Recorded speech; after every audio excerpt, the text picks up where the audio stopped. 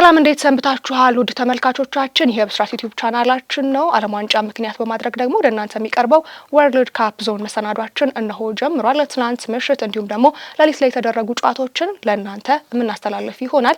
እንዲሁም ደግሞ ዛሬ የሚደረጉ የጨዋታ መርሃ ግብሮችንም እንጠቁማችኋለን። አብራችሁ እንድትቆዩ በአክብሮት እንጋብዛለን። ተፌ እንዴት ነህ?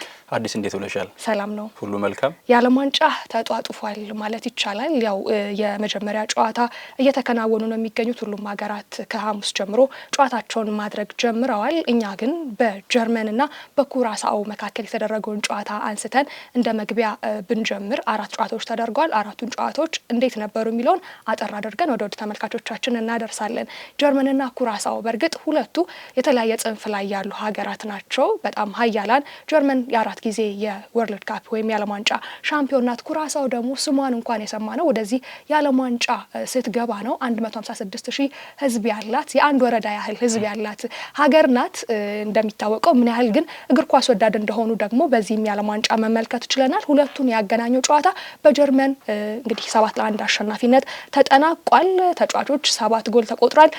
7-1 እንኳን ተሸንፈው በቃ በጥሩ ውጤት እንዳሸነፉ ወይም ደግሞ እንደተገዳደሩ ያክል ነበር የኩራሳኦን ደስታን የተመለከትነውና የሁለቱ ጨዋታ እንዴት ተመለከትከው? ሁለቱም አሰልጣኞቻቸው በእድሜ አንጋፋና በእድሜ ትንሹ ናግልስማንና ዲክ አድቮካት ትንሹ አሰልጣኝ በዚህ ውድድር ላይ እንዲሁም አንጋፋው ደግሞ አሰልጣኝ ዲክ አድቮካት ነው የሁለቱ ሀገራትና እንግዲህ አንጋፋው ከወጣቱ ጋር ያገናኘው ጨዋታ እንግዲህ ወጣቱ አሰልጣኝ አሸንፏል።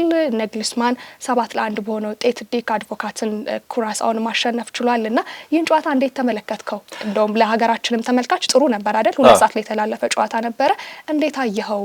አው ልክ ነው። እንግዲህ ሁለት በተለያየ ጽንፍ ላይ የምናስቀምጣቸው ሀገራት ናቸው። እንግዲህ ጀርመን በውድድሩ ደጋግማ ዋንጫዎችን ማሳካት የቻለች ሀገር ነች። ከዚያም ባለፈ ኩራሳኦ በታሪኳ ለመጀመሪያ ጊዜ ነው በውድድሩ መሳተፍ የቻለችው።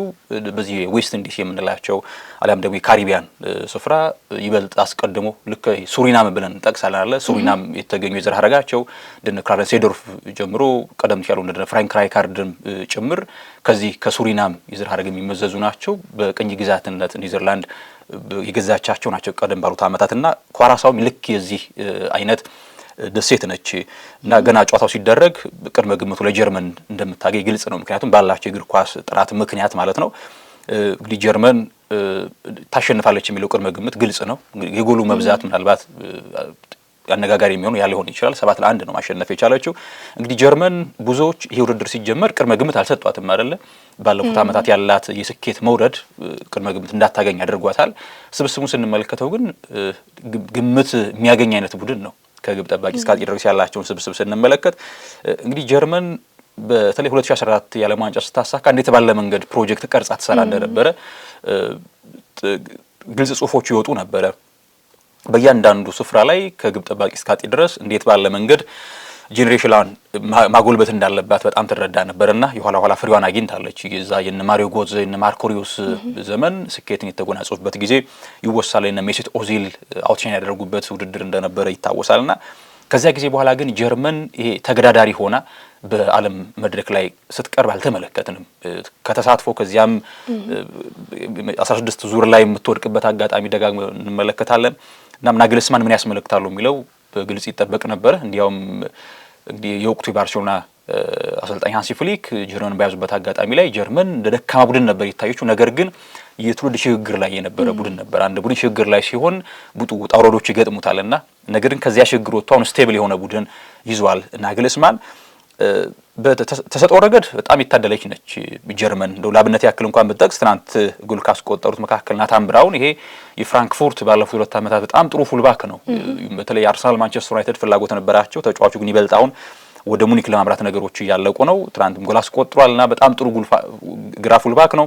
እንግዲህ ሽሎተርቤክ አሁን ላይ በጣም ወደፊት ባሉት እንግዲህ ቀጣዮቹ አመታት ጥሩ ሴንተር ባክ ከዚያም ባለፈ ፉልባክ ሆኖ ተሎ የሚታመንበት ተጫዋች ሽሎተርቤክ የነ ፓውሎቪች የነ ሜቻን ስትመለከቺ ጥሩ ተሰጥኦ እንዳላቸው ያሳያል። ፍሎሪያን ቤትስ ሌላኛው የሚጠቀሰው ተጫዋች ነው። እንግዲህ ጀርመን ይሄ የመጀመሪያውን ጨዋታ እንግዲህ ኩራሳኦ ብትሆንም በሰፋ ጎል ታሸንፋ መክፈቻውን ድል ማድረጓ የሚሰጣት ብርታት አለ አይደለ? ምን ጊዜ ማንን አሸነፍ አይደለም። እግር ኳስ የራሱ የሆነ ከድል በኋላ የሚመጣ በጎ ነገር አለ። የበራስ ተመናቸው የመጎልበት ዊካን ብለው የማሰብና ጀርመን በዚህ ጉልኝት ማሸነፏ ለቀጣዩ ጨዋታዎች ላይ ትልቅ ስንቅን ይዛ ነው የምትጓዘውና እንግዲህ ናግልስማንም አሁን ላይ ስብስባቸው ጥሩ እንደሆነ ጥሩ ለመጓዝ አቅም እንዳለው ያሳየበት ይመስላል። ተጋጣሚው ኩራሳውን ቢሆን ማለት ነው። እንግዲህ ኩራሳው እንዳነሳሽው ዲክ አድቮካት በእድሜ አንጋፋው ሰው ናቸው። በቀደመ የአሰልጣኝነት ህይወታቸው በክለብም እናውቃቸዋለን። አስቀድሞም ከልጃቸው ጋር በተያዘ ከህመም ጋር በተገናኘ አልነበሩም አይደለ? በጊዜ አሰልጣኛቸው ነበር በፍሬድ ሩተር እየተመሩ። ከዚያ በኋላ ነው አሁን ወርሃ ግንቦት ላይ ዳግም ወደ ኩራሳው መመለስ የቻሉት። እቺ ደሴት ምንም የገዘፈ የእግር ኳስ ስም የላትም። እንዲያውም በኩራሳው የተወለደው ቾንግ ብቻ ነው አይደለ? በዩናይትድ አካዳሚ ያደገው ቾንግ አሁን ላይ በሼፊልድ ይገኛል። እሱ ብቻ ነው በዚያው ተወልዶ አሁን ላይ ኩራሳው ነው እኮ የተጫወተው። ብዙዎቹ በኔዘርላንድ የአካዳሚ ደረጃ ያለፉ ናቸው። እንዳነሳውልሽ ኔዘርላንድ ቅኝ ከገዛቻቸው ሀገራት መካከል እንደ ሱሪናም እንደ ኩራሳው ትጠቀሳለችና እንዳልኩ ለኔዘርላንድ መቅረባቸው በተወሰነ መንገድ የኔዘርላንድን የእግር ኳስ ባህል ሊረዱ ያደርጋቸዋል። ምክንያቱም ኔዘርላንድ በአካዳሚ በመላው ዓለም በአካዳሚ ደረጃ ግራስ ሩት ላይ በመስራት በጣም ቀደምት ከምንላቸው ሀገራት መካከል ናቸው አይደለ? ለእግር ኳስ ምን ያክል ዋጋ እንደሚሰጡ ቶታል ፉትቦልን እንዲራቀቅ ያደረጉት ኔዘርላንዶች ናቸው።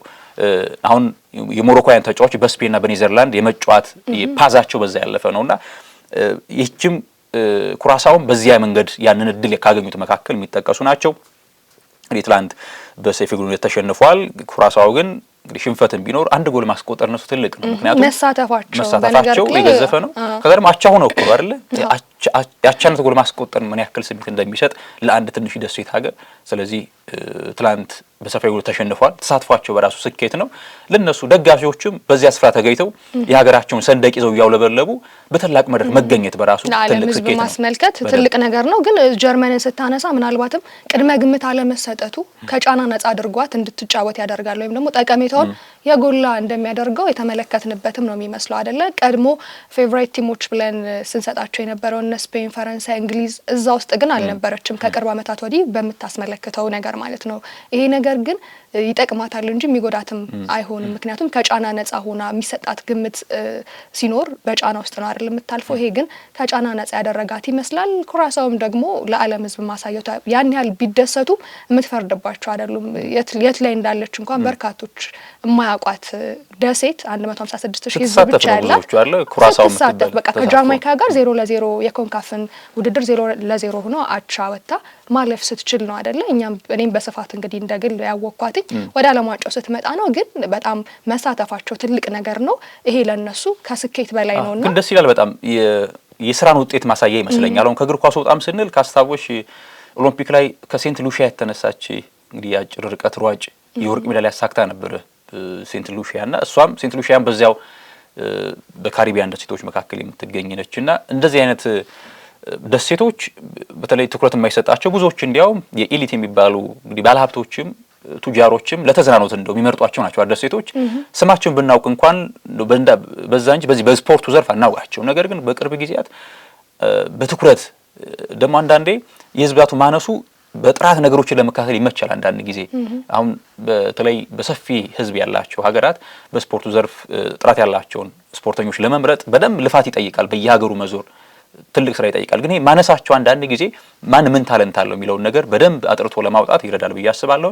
እናም ትንሽ የደሴት እንግዲህ ሀገራት አሁን ላይ በስፖርቱ ዓለም ስማቸው በጣም በጥሩ መንገድ እየተነሳ ነው የሚገኘው። ይህን ያህል ካለን ወደ ቀጣዩ ይሄም አንዱ ውበት ነው። ለዓለም ዋንጫ ደግሞ ሁሌ የተለመደ ነገር ብቻ ከመመልከት የሁለተኛውን ጨዋታ እንመልከት። ሁለተኛው ጨዋታ እንዲሁ ኔዘርላንድን ከጃፓን ያገናኘ ጨዋታ ነው።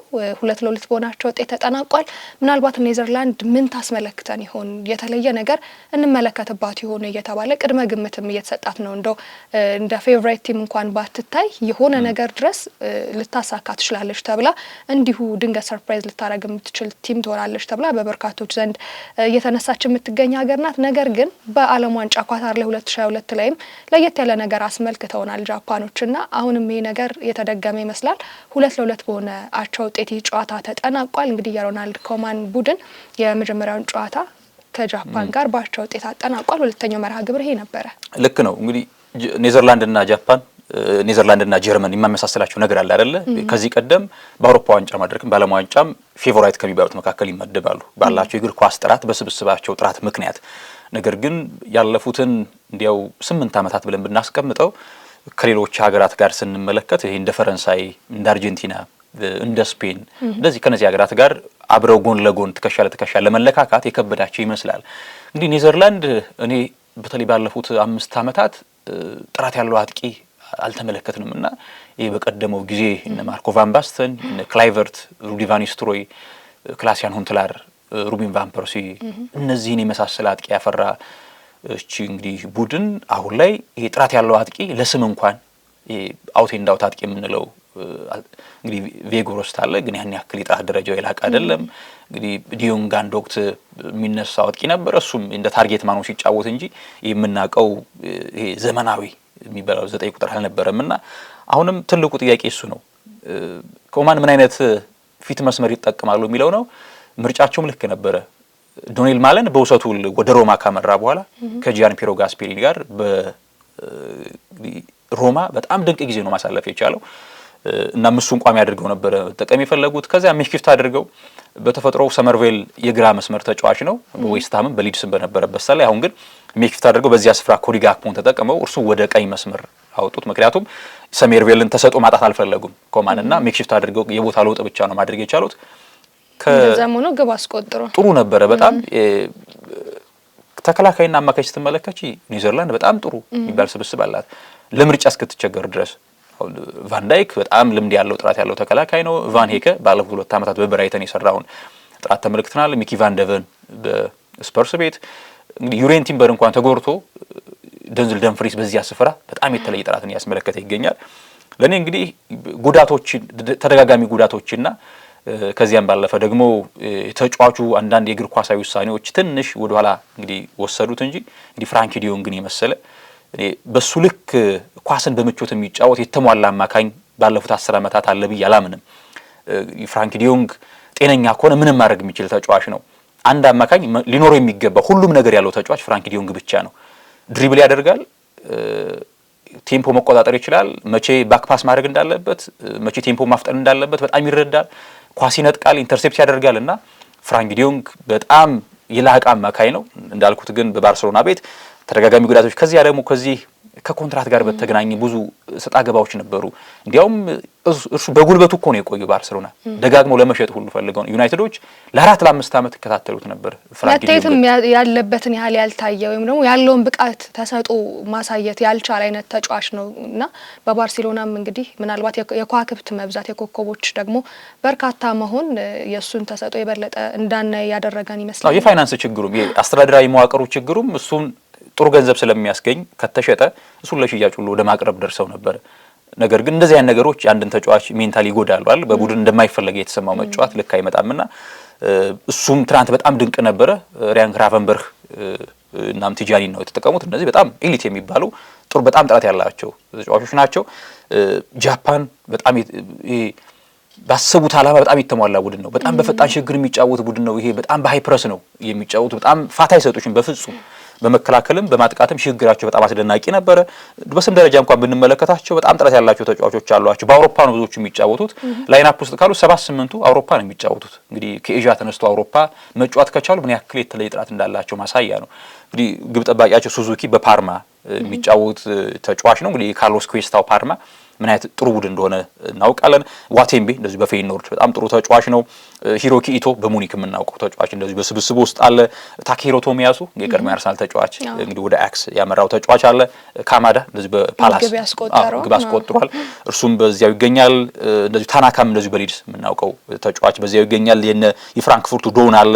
ናካሙራ እንደዚህ ትናንት አንድ ጎል ያስቆጠረው ስታድ ዶሬንስ የሚጫወት ተጫዋች ነው። እንደዚሁ ደግሞ ታኬኩቦ በጣም ባለሰው ተጫዋች በሶሲዳድ ባለፉት ዓመታት በባስኩ ክለብ የምናውቀው ተጫዋች። ይህን ስብስብ ስንመለከት በአውሮፓ የመጫወት አቅም ካላቸው የተለየ ጥራት እንዳላቸው በትልቁ ማሳያ ነውና ትናንት እንዲያውም ከኔዘርላንድ በተሻለ ኳስን ለመጫወት ይፈልግ የነበረው ጃፓን ነበረ።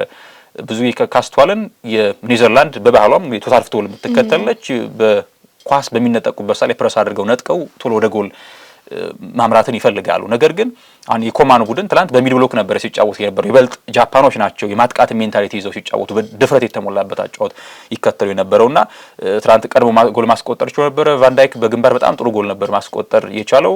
ከዚያ የሚያቻነት ጎል አስቆጠር ናካሙራ፣ እንደዚሁም ሰመረዊል በጣም በጥሩ መንገድ በግራ እግሩ ቤንድ አድርጎ ነው ማስቆጠር የቻለው። ከዚያም 90ኛው ደቂቃ በግንባራው ጎል ተቆጠረ። አቻ የሚገባቸው ናቸው ጃፓኖች ፍክክርም የታየበት በደንብ አሁን ባለፉት ጨዋታዎች ላይ የተጋጣሚ ቡድኖች ከፍና ዝቅ ማለት እንዳይጠበቅ አድርጎታል የዓለም ዋንጫውን። ነገር ግን በተለይ ሞሮኮ ከብራዚል ያልነበረውን ጨዋታ ስንመለከት ከዚያም ባለፈው ኋላ ላይ እናነሳዋለን ኢኳዶር ከአይቮሪ ኮስት እንደዚሁም የትናንቱ የኔዘርላንድና የጃፓን ጨዋታ 90 ደቂቃው ላይ የአንድ ቡድን የበላይነት ሳይሆን ሁለቱም ቡድኖች በተመጣጠነ መንገድ ሜዳ ላይ ያስመለከቱን ነበር። አሁንም ስራዎች ይፈልጋል ፊት መስመሩ በተለይ ኮዲ ጋክፖ ጥሩ ተጫዋች ነው፣ ነገር ግን ስለ አይደለም ፊት መስመር ላይ። ስለዚህ ኮማን የዚህ የተከላካይና የአማካይ ክፍሉን ጥራት እንዴት ባለ መንገድ ወደ ፊት መስመር ደግሞ አዝልቀው ውጤታማ ያደርጋሉ የሚለው የግድ ይጠበቃል። ጃፓን ግን አስቀድሞ ውድድሩ ሲጀመር ልክ አንደርዶግ ሳይሆን እሷ ልክ ዳርክ ሆርስ ሆና ሳትጠበቅ ጥሩ እንደምትጓዝ የብዙዎች ግምት ነበረ። ትናንት ለዚህ ፍንጭ የሰጠ የሜዳ ላይ እንቅስቃሴ ያስመለከቱን ይመስለኛል። መልካም ሶስተኛውን መርሃ ግብር ብንመለከተው ጥሩ ነው የሚሆነው። ይሄኛው ጨዋታ ሰፊ የጎል እንግዲህ የተመለከትንበት ነው። ስዊድን ከቱኒዚያ የተገናኙበት ጨዋታ ነው። ይህም ጨዋታ 5-1 በሆነ ውጤት ተጠናቋል። ይህ ጨዋታ እንግዲህ የሁለት ሀገራት እንግዲህ አፍሪካና አውሮፓ የተጫወቱበት ጨዋታ ነው። አንድ ተጫዋች ያሲን አያሪ ምናልባት ዜግነት ወደ ስዊድን ቢሆንም ለስዊድን ቢጫወትም ግን ግብ አስቆጥሮ እንኳን ደስታውን መግለጽ አልፈለገም። ምክንያቱም አባቱም ቱኒዚያዊ ስለሆነ ማለት ነው። ያንን ነገር መግለጽ አልፈለገም ነበረ። ሌሎችም ከዋክብቶች እንግዲህ በስዊድን በኩል ጎልን አስቆጥራልና ቪክቶር ዮኬሬሽን አይዛክን ማንሳት እንችላለን። 5-1 በሆነ ውጤት የተጠናቀቀው ይህ ጨዋታም ከሌሊቱ መርሃ ግብሮች መካከል አንዱ ነበረ። እንግዲህ የሰዓቱ በተለይ በሀገራችን የሰዓት አቆጣጠር ላይ ምቹ አለመሆኑ ከዚህ ቀደም የዓለም ዋንጫን እንግዲህ እግር ኳስን የሚወዱ እያንዳንዱ ጨዋታ ይከታተሉ ነበረ። በኳታሩም በራሽያውም በነበረው ውድድር ላይ ሰዓቱ አመቺ ነበር ውድድሮቹን ለመከታተል። አሁን ላይ አንደኛው የዚህ አሜሪካ የሞሮኮና የሜክሲኮ የዓለም ዋንጫ ትንሽ ተወዳጅነቱን በተወሰነ መንገድ የቀነሰው የሰዓቱም ሁኔታ ነው። ሌሊት ላይ የሚከናወኑ ጨዋታዎች አሉ፣ ንጋት ላይ የሚደረጉ ጨዋታዎች አሉ። ይሄ ደግሞ ከትምህርት ከስራ ጋር አብሮ የሚጣጣም ነገር አይደለም እና እንግዲህ ስዊድን ከቱኒዚያ በአውሮፓና የአፍሪካ ሀገራትን ያገናኘ ውድድር ነበር። እንዳነሳሹ ያሲን አያሪ እንግዲህ የገጽታውን የፊት ገጽታውን ስትመለከቺ የዚህ አፍሪካዊ የቱኒዚያ የሰሜን አፍሪካ የዘር ሐረግ እንዳለው ይመስላልና ያሲን አያሪ እንግዲህ በብራይተን የምናውቀው ተጫዋች አያሪ ትላንት ግሩም ምሽት ነበረ ማሳለፍ የቻለው። ሁለት ድንቅ ጎሎችን አስቆጥሮ ለስዊድን ለድላቸው ትልቅ ምክንያት ሆኗል። እንዳነሳሽው ስዊድን ስናስብ የፊት መስመሯ ጥራት ነው አእምሯችን ላይ የሚመጣው። ፊት መስመር ላይ የቪክቶር ዮኬሬሽ፣ አሌክሳንደር ኢዛክ ከዚያ ማለፍ ሲል ኢላንጋ ጥራት ይወሳል። በጣም ስዊድን ደካማ ቡድን ነበረች። በነገራችን ላይ አዲስ ግራሃም ፖተር እስኪደርሱ ድረስ ግራሃም ፖተር የስዊድንን ኳስ በደንብ ያውቃሉ። በሊጉም አሰልጥነዋል፣ የስዊድን ክለቦችን አሰልጥነዋል እና ግራሃም ፖተር እስኪደርሱ ድረስ በፕሌኦፍ ነው አይደል ያለፈችው ለዓለም ዋንጫ ስዊድን። ያውም ደግሞ በጣም ተቸግራ እንዴት ባለ መንገድ ሜዳ ላይ የተሻለ ቡድን ሳትሆን ነበረ ማለፍ የቻለችው። ነገሮች አጋጣሚዎችን መጠቀም ነው ስዊድን ለዚህ ያበቃትና ግራሃም ፖተር ምን ይላሉ? አሌክሳንደር ኢዛክ እና ዮኬሬሽ ብቻ አይደሉም የኛ ዋነኛ መሳሪያዎች ብለው ያምናሉ። እርግጥ ነው እንደነ ሄን እንደነ ቪክቶር ሊንደሎፍ ያሉ ጥሩ ልምድ ያላቸው በተከላካይ ስፍራ ተጫዋቾች አሏቸው። ነገር ግን ባክስሪ ነው የሚጠቀሙት። ግራሃም ፖተር ፊት መስመር ላይ ቪክቶር ዮኬሬሽ እና አሌክሳንደር ኢዛክ ዓለማችን ላይ ስልክ ከሚባሉ አጥቂዎች መካከል ናቸው። ሁለቱም ጎል ማስቆጠር ጥራት አላቸው። ደግሞ ደስ የሚለው ሁለቱም የተለያየ ባህሪ ያላቸው። ቪክቶር ዮኬሬሽ የዚህ እንደ ፖቸር ነው። ከተከላካይ ጀርባ የሚጣሉ ኳሶችን አነፍንፎ የሚያድን አይነት ተጫዋች ነው። ኢዛክ ደግሞ በአንጻሩ በሊንክ አፕ የመጫወት አቅም አለው። በጣም በሊንክ አፕ ኳስን በምቾት መጫወት የሚችል ተጫዋች ነው። እንደ መስመር ተጫዋችም ወጣ አድርገሽ ብትጠቀሚው ሀፍ ስፔስ ይዞ ሲጫወት በጣም ጥሩ አቅም አለውና ሁለት የተለያየ ባህሪ ያላቸው ተጫዋች መኖራቸው ለግራሃም ፖተር በጣም በእጅጉ ጠቅሟቸዋል ብዬ አስባለሁኝ። ሉካስ በርግቫልም በዚያው ስብስብ ውስጥ ይገኛል እና ስዊድን ጥሩ የፊት መስመር አላት። ነገር ግን ግራሃም ፖተር መምጣታቸው ነገሮች እንዲቀዩ አድርጓል። እንግዲህ ቱኒዚያ ባለፉት አመታት በጣም ደካማውን ቱኒዚያ ነው። በአፍሪካ ዋንጫም በጣም ደካማ ከዚህ ቀደም በነበሩት አመታት በተለይ 90ዎቹ ላይ በጣም አስደናቂ 2000ዎቹ ላይ ዋንጫ ባሳካችበት አመት የአፍሪካ ዋንጫ በጣም ድንቅ ቱኒዚያ ነበር። ልክ እንደ ሞሮኮ ኤል ካዝሪ እናስታውሰዋለን አለ በቅርብ ጊዜ ቱኒዚያ የፊት መስመር ተጫዋች። ነገር ግን አሁን ላይ ጥሩ የሚባሉ ተጫዋቾች እንኳን ማፍራት እስክትቸገር ደርሳለችና ውጤቱ የሚነግረን የብልጫ በደንብ ብልጫ እንዳላት ማሳያ ነው። የግብ ጠባቂ ኢረር ነበረ። በተለይ የመጀመሪያ ጎል ሲቆጠር የግብ ጠባቂው የውሳኔ ችግር ይታይበት ነበረ። በጥቅሉ ግን ስዊድን ይሄ ከጠበቅኩት በላይ ነው። አሁን ተጋጣሚው እርግጥ ቱኒዚያ ነች፣ ነገር ግን ስዊድን በጣም ደካማ ቡድን ነበረች ማጣሪያ ላይ በአውሮፓ ዞን ላይ። ግራን ፖተር ግን አሁን ልምዳቸውንና ከዚያ ነው የስዊድን እግር ኳስ ማወቃቸው በደንብ ረድቷቸዋል ብዬ አምናለሁ። ለስዊድን በጣም አስፈላጊ ድል ነው። እንግዲህ ቪክቶር ዮኬሬሽንም ሀገሩ ላይ በጣም ድንቅ እንቅስቃሴ ነው የሚያደርገው አይደል? ብዙ ጊዜ ሀገራት የወዳጅነት ጨዋታም እንዲሁም ደግሞ ከዓለም ዋንጫም ለማለፍ በሚደረጉ ጨዋታዎች ላይ ለዓለም ዋንጫም ለማለፋቸው ዋናው ምክንያት እሱ ነበር። እንዴት ለአርሰናል እንደዚህ መሆን አለበት እስከሚባል ድረስ ማለት ነው። ትናንትም ደግሞ ግብ አስቆጥሯል። እንዳልከው የፊት መስመራቸው ጥሩ ነው። ነገር ግን ተጋጣሚዋ ደግሞ አፍሪካዊቷ ደካማ እንቅስቃሴ ላይ የምትገኘው አቋሟ ላይ የምትገኘው ቱኒዚያ መሆኗም ሌላኛው ምክንያት ሊሆን ይችላል። የመጨረሻውን የሌሊት መርሃ ግብርና አንሳ ኢኳዶር በአፍሪካዊቷ ኮት ዲቫር ተሸንፋለች። ይሄ ደግሞ ሌላኛው የሌሊቱ መርሃ ግብር ነበረ። የአማድ ዲያሎ ግብ ማስቆጠር ብቻ ሳይሆን በእድሜ ትንሹ ከ20 ዓመት በታች ሆኖ ግብ ያስቆጠረ ተጫዋች ሆኗል። አላማችን ይሄ አይደለም ከዚህ በላይ ነው የሚል ሀሳቡን ተናግሯል። አማድ ዲያሎ 1-0 በሆነ ውጤት ማሸነፍ ችላለች። ይህንን መርሃ ግብር እንዴት ተመለከትከው? ይሄ ጨዋታ በጣም ልክ እንደ ኔዘርላንድና ጃፓን ሁሉ በጣም ስጠብቀ የነበረው ጨዋታ ነው። ሁለቱም በጣም ሶሊድ የሚባሉ ከዚያም ባለፈ ደግሞ በከዋክብቶችም የተሞላ ቡድን ነው። ኤመርስ ፋይ እንግዲህ በአጋጣሚ እንደ ጊዜያዊ አሰልጣኝ ሆነው በአፍሪካ ዋንጫ መጥተው እዚያው አይቮሪ ኮስት ባዘጋጀችው አፍሪካ ዋንጫ ድል ሲያሳኩ እናስታውሳለን። አሁንም ቋሚ ሆነው ይገኛሉ ኤመርስ ፋይና የሜዳ ላይ እቅዳቸው በጣም የተሳካ ነበር። ትናንት አይቮሪ ኮስት ከኢኳዶር በጣም ፍልሚያ የነበረበት ከዚያም ባለፈ ቶሎ እድሎችን ለመፍጠር የሚሞከርበት ጨዋታ ነበረ። ኢኳዶር ቀደም ሲል እንዳነሳሁት እንደ ጃፓን ዳርክ ሆርስ ትሆናለች ብለው ብዙዎች ገምተዋታል። ወደዚህ ቶርናመንት ሲመጣ እንደውም ኩኩሪያ የቡድን አጋሩን ካይሴዶን በተመለከተ ኢኳዶር ቶሎ እንድትወድቅ ፈልጋለሁ፣ ምክንያቱም ጠንካራ ቡድን ነች፣ ካገኘችን ትከብደናለች የሚል ሀሳብ ሰጥቶ ነበረ ኩኩሪያና አይቮሪ ኮስት ከኢኳዶር ትናንት እንዳነሳሽው አይቮሪ ኮስት ላድርጋለች። በአማድ ዲያሎ ብቸኛ ጎል ማሸነፍ የቻለችው ለጎል የቀረቡ ድሎችን በመፍጠር ረገድ ኢኳዶር የተቻለችው ነበረች። 3 ጊዜ ብረት መልሶባቸዋል በጨዋታ እንቅስቃሴ። እንግዲህ አይቮሪ ኮስት አሁን ላይ እንደ ስብስብ ከተመለከተች በጣም ጥሩ የሚባል ስብስብ አላቸው። ሴንተር ባክ በጣም ነው ያስገረመኝ። ዊልፍሬድ ሲንጎና አግባዱን ነው የሚጠቀሙት ኤመርስ ፋይ። ነገር ግን ቤንቾቹ እነማን ናቸው ስትይ እንግዲህ ኮሱኑ አለ፣ በጣም ድንቅ ተከላካይ ነው፣ በሊቨርኩሰን የምናውቀው። ኒዲካ የሮማ በጣም ድንቅ ተከላካይና ምን ያክል በተከላካይ መዋቅሯ በጣም የተሟላ እንደሆነ ማሳያ ነው። እንግዲህ አማካይ ክፍሏ ባለልምዱ ፍራንኬሲ ያለ፣ እንደዚሁም ሴኮ ፎፋናም በጋራ ነው በደብል ፒቮት አማካይ ክፍላቸውን የሚጠቀሙት። እንግዲህ ፊት መስመር ላይ በተለይ ከአርሰናል ከወጣ በኋላ ነገሮችን እያስተካከለ የመጣው ኒኮላስ ፔፔ ፊት መስመር ላይ፣ ከዚያም በጊዜ ሂደት አሁን ልክ እንደ ብዙዎቹ ፈረንሳይ ተጫዋች ሆነሽ ድል ለማግኘት ከባድ ነው አይደል? የስብስብ ጥራቱ በጣም ከፍ ያለ ስለሆነ ልክ እንደነሱ ዋሂ የቀድሞው የሎንስ ተጫዋች ዋሂ እንደዚሁ ዜግነቱን ለተጫዋችነት ቀይሮ አሁን እየተጫወተ የሚገኘው ለአይቮሪ ኮስት ነው። ዋሂ ያለ ሌላው ያን ዲያሞንዴ በጣም በትልቁ ብዙ ከዝውውር ጋር ስሙ የሚነሳው ተጫዋች በአንድ አመት ነው የጎለበተው። የሚገርመው በስፔን ሊግ 2 ነበር ይጫወት የነበረው በሴጎንዳው። ከዛ ግን ወደ ሌብዚሽ ከተዘዋወረ በላይ ያን ዲያሞንዴ የ100 ሚሊዮን ፓውንድ ተጫዋች ሆኗል አሁን ላይ። በርካቶች ይፈልጋሉ።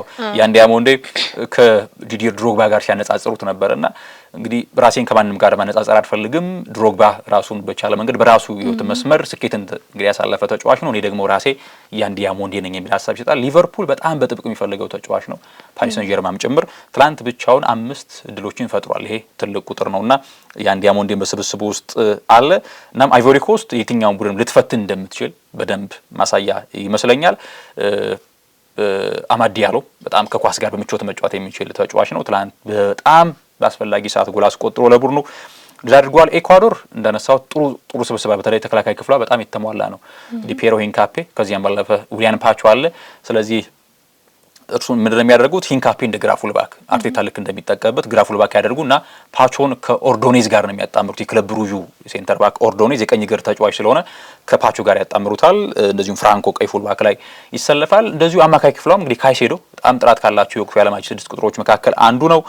እንዲሁም አንጉሎ ጥር ላይ ወደ ሰንደርላንድ የተዘዋወረው ኢኳዶራዊ ወደፊት ተስፋ የተጣለበት ጥሩ ተጫዋች ነው። ትናንት ተቀይሮ ገብቶ መጫወት ችሎ ነበረ። ኢኳዶር ትናንት ምናልባት ሽንፈቱ ካሳየችው እንቅስቃሴ አንጻር ምናልባት አይገባትም የሚሉ ወገኖችም አሉ። ነገር ግን ደግሞ አንዳንዴ ድሎችን መፍጠር በራሱ ባለድል አያደርግም። አጋጣሚዎችን መጠቀም ያስፈልጋል። በሽንፈት መካከል ደግሞ የምታየው ኳሊቲ ወይም ደግሞ የቡድን ጥራት አለ። ምናልባት የእድል ጉዳይ ወይም ደግሞ አጋጣሚዎች እነሱ የኮትዲቫሮች ያገኙትን አጋጣሚ ወደ ግብ መቀየር መቻላቸው እንጂ የኢኳዶርን ትንሽነት ወይም ደግሞ በጨዋታ የነበራት እንቅስቃሴ ዝቅ ያለ ነው ማለት አይደለም። በዛ ውስጥ ጥራቷንም የተመለከትንበት ነው። ነገር ግን እኔ ከኮትዲቫርን ካነሳን አይቀር ምናልባት የወዳጅነት ጨዋታ ፈረንሳይን አሸንፋ መምጣት ለስነ ልቦናም ትልቅ የረዳት ጉዳይ ይመስለኛል። 2-1 በሆነ ውጤት አሸንፋለች። በዚያም ጨዋታ ማዲያሎ ግብ አስቆጥሮ ነበረ። ይሄም ደግሞ ሌላ ተነሳሽነት ፈጥሮላቸዋል ተብሎ ይታሰባል። ተፌ የምሽቱንና የሌሊቱን ጨዋታ በዚህ ነቋጭና ካለን ሰዓት አንጻር ግን ዛሬ የሚደረጉ ሁለት መርሃ ግብሮችን ብናነሳ መልካም ነው የሚሆነው። ስፔን ከኬፕ ቨርዴ የሚያደርጉት ጨዋታ ሌላኛዋ ትንሿ ከኩራሳው ቀጥላ ያለች ደሴት እንዲሁ ኬፕ ቨርዴ የሚያደርጉት ጨዋታ ይጠበቃል። ኒኮ ዊሊያምስ፣ ላሚን ያማል ከጉዳት አገግመው ወደ ልምምድ ተመልሷል። ነገር ግን መጀመሪያ አሰላለፍ ላይ እናያቸዋለን። እሱ የሉዊስ ደላፎንቴ እንግዲህ ሀሳብ ወይም ደግሞ የእሳቸው ላይናፑ የሚወስነው ነገር ነው። ይህ ጨዋታ አንደኛው ነው። ይህን ጨዋታ እንመለከተዋለን። ሌላኛው ቤልጅየም ከሌላኛው አፍሪካዊት ሀገር ግብጽ ጋር ጨዋታቸውን ያደርጋሉ። እኒህ ሁለት ጨዋታዎች ምን ይመስላሉ የሚለውን አጠር አድርገን ካለን ሰዓት አንጻር እንመልከታቸው ነው። ፕሮግራማችንን ቋጭ። የትናንት ጨዋታዎች እንዳሰስን የዛሬዎቹን ደግሞ ጠቆም አድርገን ቆይታችን እናጠቃላለን። ስፔን ከኬፕ ቨርዴ በጊዜ የሚደረገው ጨዋታ ነው። ይሄ ምቹ ሰዓት ነው አለ ለሀገራችን ተመልካቾች አንድ ሰዓት ላይ የሚከናወን ጨዋታ ነው። እንግዲህ ለአሮሃዎቹ ቅድመ ግምት ካገኙት በዚህ ዓለም ዋንጫ ላይ ስኬትን ለማምጣት አቅም አላቸው በሚል ቅድመ ግምት ካገኙት መካከል ስፔን ትገኛለች። ኬፕ ቨርዴ ገና በአፍሪካ ዋንጫ ነው አይደለ ተአምር የተመለከትነው። ደሴት ሆና በህዝብ ቁጥሩ እንግዲህ አናሳ ሆና ነገር ግን አስደናቂ ድፍረት፣ አስደናቂ ሜዳ ላይ እንቅስቃሴ ነው ማስመልከት የቻለችው። ጥሩ ነገር ምንድነው? አንዳንድ ጊዜ እንደዚህ ደሴቶች ባላቸው እግር ኳስ ጥራት ማነስ ምክንያት ጥሩ አሰልጣኝ ማግኘት ይቸገራሉ። ከዚያም ደግሞ ቶሎ ቶሎ አሰልጣኞች መቀየር ይኖራል። ነገር ግን ቡፒስታ የናሽናል ቲሙ አሰልጣኝ 6 ዓመትን አሳልፏል በኬፕ ቨርዴና ይሄ ራሱን የቻለ ቡድኑን እያዋሃደ እየሰራ እያቀናጀ እንደመጣ በትልቁ ማሳያ ነው። እንግዲህ ብሉ ሻርኮቹ በዚህ ቶርናመንት ላይ እንዲያው እንኳን በውጤት እንኳን የተሻለ ባይጓዙ በሜዳ ላይ እንቅስቃሴ ግን ጥሩ ነገር ሊያስመለክቱ እንደሚችሉ ይታመናል።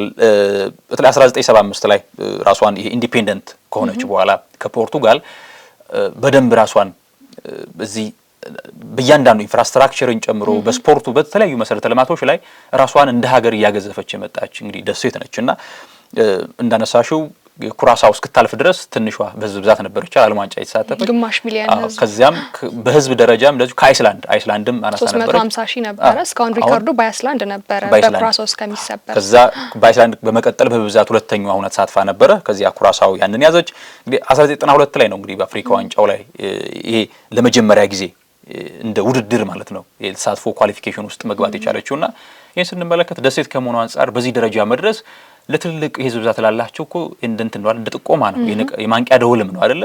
ምክንያቱም በዚህ ልክ እግር ኳስ ከተሰራበት በዚህ ልክ ስፖርቱ ላይ በተቀናጀ መንገድ ስራ ከተሰራ ለስኬት እንደሚያበቃ እንደነ ሞሪታኒያ ከዚህ በፊትም አንስተነው ነበር አፍሪካ ዋንጫው ላይ የነ ኬፕ ቨርዴ የነ ኩራሳው በትልቁ ማሳያ ነው። አይስላንድም ጭምርና ስፔን ከኬፕ ቨርዴ ጥሩ ጨዋታ ይሆናል ተብሎ ይታሰባል። እንዳልሽው የድል ሚዛኑ ወደ ስፔን ያደላል ባላቸው የስብስብ ጥራት ምክንያት። እንግዲህ ስፔን በራሷ አሁን የራሳቸው ካራክተር አይዴንቲቲ ያላቸው የከማምናቸው ቡድኖች መካከል አንደኛዋ ስፔን ነች። አሁን የብራዚል ምንም አይዴንቲቲ አልተመለከተም። እርግጥ ነው የብራዚል ከዚህ ምናልባት እስከ ጀርመኑ እስከ 2006 የዓለም ዋንጫ ድረስ አይዴንቲቲ የነበራቸው እዚህ ጆጓ ቦኔቶ በውብ እግር ኳስ የሚታሰበው የዛ የቴሌ ሳንታናው ስብስብ የተቀባበለ ሄደውን አጫዋት መንገድ ይከተላሉ። ከዚያ በኋላ ግን የምናውቀው ብራዚል የለም። በውጤትም በጨዋታ ውበትም አይዴንቲቲዋን በግልጽ መመልከት አልቻልንም። ጀርመን ይሄ በብርታት በጥንካሬ በታታሪነት የሚያምን ቡድን ነበረ፣ በተለይ ምዕራብ ጀርመን ይባል በነበረበት ሰዓት ላይ። ከዚያ በኋላ በጊዜ ሂደት በተለይ የዚህ የገገን ፕሬሲንግ የዚህ የሄቪ ሜታል አጫዋት መንገድ በጣም በጀርመንና በኦስትሪያ ያደገ ሲመጣ የነ የርገን ክሎፕ የነ ቶማስ ቶል የነ ራልፍ ራኒክ ዘመን ሲመጣ በጣም ሄቪ ሜታል አጫዋት መንገድ መከተል ጀምራ ፍጹም ሌላ ጀርመን ከዚህ ቀደም በጥንካሬ በታታሪነት ይጫወት የነበረ ቡድን ከዚያ ወደ ውብ በጣም በፈጣን ሽግግር የሚጫወት ቡድን ሆኖ መጣ። የራሱ አይዴንቲቲ ያለው ኔዘርላንድ ቶታል ፉትቦል ያን እንጠቅሳለን።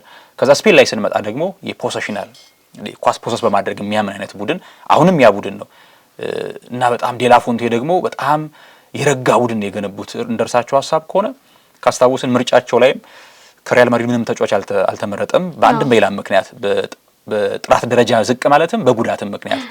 ስለዚህ እርሳቸው ምንድነው ያሉት በጣም ሐሳባቸው ገዢ ነው። እኔ ተጫዋችን ስመርጥ ከየትኛው ክለብ መረጥኩ ሳይሆን ለኛ የትኛው ተጫዋች ተስማሚ ነው ጥያቄው ነው የሚል ሐሳብ ይሰጡት ስልታቸው። አዎ ስለ ዴቪድ ራያም እኮ ተጠይቀው ነበር። እንግዲህ ዴቪድ ራያ አሁን ላይ በወቅቱ እንግዲህ ምርጡ ግብ ጠባቂ ነው ባለማችን ላይ ባሳለፈው ሲዝን ማለት ነው። ነገር ግን ኡናይ ሲሞን እንደሚመርጡ ነው የሚጠበቀው። ምንድነው ኡናይ ሲሞን በአውሮፓ ዋንጫው ድንቅ ነበረ። ስለዚህ ጥሩ ፐርፎርም ያደረገን ግብ ጠባቂ መቀየር አይፈልጉም። ዮሐን ጋርሲያ ሌላኛው ጥራት ያለው ግብ ጠባቂ አለ። ያን መቀየር አይፈልጉም። ስለዚህ በጣም በተደላደለ መንገድ በጣም በጥሩ መንገድ ጨዋታን ያስመለክቱናል ብለን ከምንጠብቃቸው መካከል ሀገረ ስፔን አንደኛዋ ነች። ከኬፕ ቨርዲ ጋር ዛሬ 1 ሰዓት ላይ ይጫወታሉ። ምናልባት ወደ ሁለተኛው ጨዋታ እናምራ። አዎ የቤልጂየም ከግብጽ የሚያደርጉት ጨዋታ ሌላኛው እንግዲህ የሚጠበቅ ጨዋታ ነው። ቤልጂየም ተከታታይ 13 ጨዋታዎችን ያለ መሸነፍ ጉዞ ቤልጂየም የተሸነፈችበትን ጨዋታ እንኳን ለመመልከት ወደ 2025 መሄድ ይኖርብናል እና ይቺ ሀገር ናት እንግዲህ የአፍሪካ የረጅም ጊዜ እንግዲህ በጣም ድንቅ ብቃት ላይ የምትገኝ ተከታታይ ደግሞ ዋንጫዎችን ያሳካችውን ግብጽን የምትገጥመው ምናልባት የሁለቱ ጨዋታ አሁን የአፍሪካ ሀገራት እያስመለከቱን ካለው ነገር አንጻር ምናልባትም ቀደም ብለን እንደተመለከትነው ውጤት አለና እንግዲህ ተመጣጣኝ ሊሆን ይችላል ወይስ ማን የበላይ ይሆናል የሚለውን የግድ ጨዋታውን መመልከት ይኖርብናል። ግን ቤልጂየም ከግብጽ የሚያደርጉት መርሃ ግብር ደግሞ ሌላኛው የዓለም ዋንጫ ተጠባቂ ጨዋታ ነው። ቤልጂየም ከግብጽ እንግዲህ ቤልጂየም ወርቃማ ትውልዷ እየነጠፈ ፌዛውት እያደረገ መጣን። አሁን ላይ ብዙዎች እንዲያው ከግምት የማያስገቧት ቡድን ሆናለች አይደለ? የነ ኤደን ሃዛርድ፣ የነ ሮሜሮ ሉካኩ፣ ያን ቬርቶንገን፣ የነ ቪትስል የነበረው ስብስብ በጣም አስደናቂ ነበር። ሮቤርቶ ማርቲኔዝ ግን በድል ለማሸፈር አልቻሉም። በቤልጂየም ናሽናል ቲም ውስጥ ቤልጂየም አሁንም አሉ ጥሩ ተጫዋቾች በስብስባ ውስጥ አሉ አይደለ? የጀርሚ ዶኩ በጣም ዩሪ ቴሌማንስ ምንም ጥያቄ የለውም ጥሩ አላቸው። ግን ያ ምናውቀው ያ ምን ጠብቀው አይደለ? አሁን እኮ ፈረንሳይን ስፔንን ስትይ የሆነ ከዋክብቶች ተጽዕኖ መፍጠር እንደሚችሉ ታምኛለሽ አይደል? ሁሌም በየአመቱ አሉ። የሆነ ጨዋታ መቀየር የሚችሉ ተጫዋቾች እንዳሉ ትረጃለሽ። ቤልጂየም ግን እንግዲህ ኬዲቢም እድሜው በጣም ገፍቷል። በተሟላ ፊትነስ እያንዳንዱ ጨዋታ መጫወት ይቻላል ጥያቄ ነው። እርሱ እንደሚለው እንግዲህ ጨዋታን ያቀልናል ጀርሚ ዶኩ የሚል ሀሳብ ሰጥቷል። ጀርሚ ዶኩ በግሉ ተጽዕኖ መፍጠር የሚችል ተጫዋች ነው። የአማካይ ክፍሏ እንግዲህ አንበላቸው ዩሪ ቴሌማንስ እንደዚህ በወዳጅነት አንበል ሆኖ ሲመራ ነበርና ኦናና ጋር በደንብ በጥሩ መንገድ ጥምረት እንደሚያሳዩ ይጠበቃል። በአንድ ክለብም ነው አይደል ያሉት አስቶን ቪላ ዩሪ ቴሌማንስ እና ኦናና ያ ደግሞ የበለጠ እንዲግባቡ ያደርጋቸዋል ተብሎ ሀገር እስከ ክለብ በጣም ተግባቦት ይፈጥርላቸዋል። ሊያንድሮ ትሮሳርድ እንደዚሁ በጣም በሳል የሚባል ተጫዋች ነው። እንግዲህ ቤልጂየም ከግብጽ ጨዋታው ይጠበቃል። ግብጽ ግን እንዳልሽው ከአመት አመት እየተንሸራተተች የመጣች ሀገር ሆናለች። ከዚህ ቀደም በተለይ ከ2000 አጋማሽ በኋላ በጣም ለፍጹምነት የቀረበ ድል ነበራት። ተከታታይ 3 የአፍሪካ ዋንጫ የነው ሳማሰን አሁን ማሰልጣኝ ነው ሳማሰን ያ ስብስብ እንግዲህ የነ ሚዶ ስብስብ ስናስታውሰው ግብጽ በጣም ማይበገር ከውብ እግር ኳስ ጋር የትኛውም እግር ኳስ ተመልካች እያጨበጨበ ነበር ዋንጫ የሚሰጣቸውና ግን ያ ቡድን አሁን በእግር ኳስ ውበቱም የለም። ፊት መስመር ላይ ጥሩ ተጫዋቾች አሏቸው። የነ ኦማር ማርሙሽ እንግዲህ ሞሳላህ የነ አሹሩ የነ ትረዝጌ ዚዞም እንደዚሁ አማካይ ክፍል ላይ ያላቸው ጥራት በጣም ጥሩ ነው። ነገር ግን አሁን ላይ እንዲያውም ወደ ምን መጣች ግብጽ ወደ መከላከል በጣም ይገርም እንኳን ከዚህ ቀደም በውብ እግር ኳስ የምናቃት ሀገር አፍሪካ ዋንጫውንም ስንመለከት ነበር በጣም አሰልቺ ኳስን የሚጠቀሙ በመከላከል አጫዋት መንገድ የሚያገኙቸውን አጋጣሚዎች እንደዚሁ እንደ ሞሳላህና ኦማር ማርሙሽ ፈጣን ተጫዋቾቻቸውን በመጠቀም የግድ ለመፍጠር የሚሞክር አይነት ቡድን ሆኗልና የኦሳማ ሰን ቡድን አሁን ከዛ ከአፍሪካ ዋንጫ ደካማ ጊዜ በኋላ ባለም ዋንጫ ምን ያስመለክታል የሚለው ይጠበቃል። እንግዲህ ስፔን ከኬፕ ቨርዴ፣ ቤልጂየም ከግብጽ በእለቱ የሚደረጉ ጨዋታዎች ናቸው። እንግዲህ በተወሰነ ምን ካለን ሰዓት አንጻር አጠር አድርገን በዚህ መንገድ ለማንሳት ወደናል። መልካም ተፌ የዛሬውን መሰናዶ እዚህ ላይ እንቋጭና ወርልድ ካፕ ዞን ግን ተመልሶ ደግሞ ሌሎች መርሃ ግብሮችን የሚደረጉ ጨዋታዎችን ስለሚደረጉም ጨዋታዎች ቅድመ ጨዋታም መስራታችንን እንቀጥላለን። ተወዳጁ ጣቢያችን ብስራት ኤፍኤም 101.1 ራዲዮ ደግሞ የዓለም ዋንጫዎችን ሰዓት ጊዜ ሳይገድበው ወደ ወደ አድማጮቹ ያደርሳል። እናንተ ብቻ ጣቢያችሁን ብስራት ኤፍኤም 101.1 ላይ አድርጉ። ወርልድ ካፕ ዞን የዛሬው መሰናዳችን ይሄንን ይመስል ነበር። አብራችሁን ስለነበራችሁ እጅግ አድርገን እናመሰግናለን። ተፈራ ታመነና አዲስ መሐመድ ከመላው ስቱዲዮ ባለሙያዎች ጋር በጋራ ቆይታን አደረግን። አብራችሁን ስለነበራችሁ እጅግ አድርገን እናመሰግናለን። ቸር ቆዩልን።